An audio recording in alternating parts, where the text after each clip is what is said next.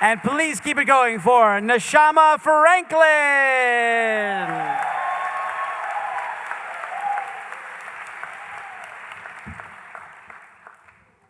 Good? Okay. So I was born in New York City, and I intended to live my whole life there. But I married a man, and we had a kid, and he said, this is no place to bring up a child. So he dragged me across the continent. And that's how I ended up on this farm in Northern California, a city girl. And it was kind of back to the land. You remember that time? We tried it. We had the goats, we had the chickens, we had the garden. We had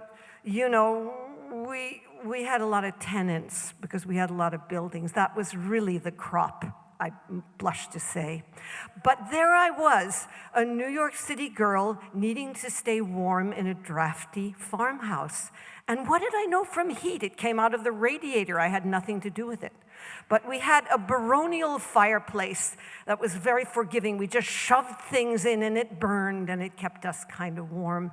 And we knew a little about making fires from camp, but not really the nature of fire until we discovered what it could do, as follows. Now, also in this farmhouse, there was a stove on legs, and there was a space between the stove and the floor, and I don't like empty space. So I shoved a wooden box underneath it, and I filled it with newspaper, which are very good for starting fires. And so one afternoon, I was out in the back field on the back bed, suntanning au naturel. It was a hippie thing. And I heard sirens very loud, and then they stopped, and someone stuck his head around the back and said, you know, your roof is on fire. Now, the safety match from the pilots, it fell into the newspaper. They did their job. And so we got very much cannier about the nature of fire until something happened down the line. Now, you remember these tenants I mentioned? There were all these dilapidated buildings, and people wanted to live in them. And some of the tenants were happier than others. The most unhappy pair were Shia, a supposed guitar genius, but he just played scales above our heads. It was horrible. And then he imported his girlfriend, Desdemona, as dramatic as her name, and they fought over our heads. And somebody had the bright idea to turn one of those sheds into a place where people would get away from each other. And so thus was born Consolation Cottage. It did not work for Shia and Desda. They left, thank God. But now I had an empty space to do something with.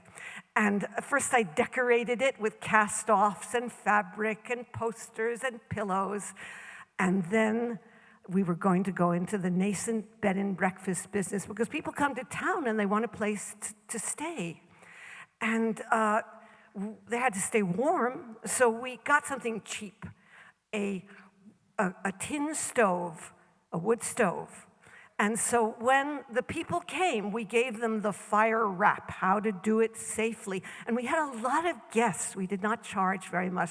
We had a really good time until that afternoon, where the arrows are pointing in the other direction and you know what your gut is saying, but you go ahead anyway. We heard that there was a couple who needed a place to stay, and I said, we'll take them.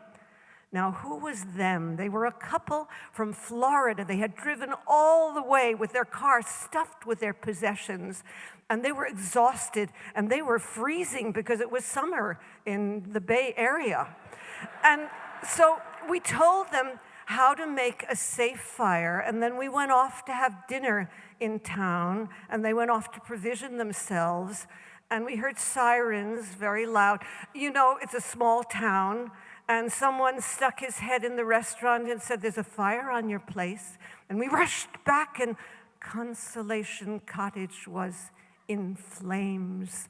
What they had done was they were so punchy, they just left the logs sticking up in the wood in the stove. They didn't even shove them in and close the top. So Now we knew what fire could really do. But for 47 years, I, the city girl, have been building fires to stay warm. And it's a formula. I'll let you in on it. You start with a lot of crumpled newspaper. We know how that works. Split shingles. And then 2 fatwood sticks. They're impregnated with resin. And then an egg carton, if you have it. And on top of that, a couple of chunks of 2x4. And then the log you want to catch. And sometimes it works. And sometimes it kind of sulks. And then you just shove more stuff under there. And eventually it takes. But this is what I have learned about fire in all those years. It's a source of warmth. It's a source of comfort. It's a source of beauty. It's a source of danger. But every time I light that match and close the wood stove door and hold my breath and it blazes up, it's like a prayer made visible.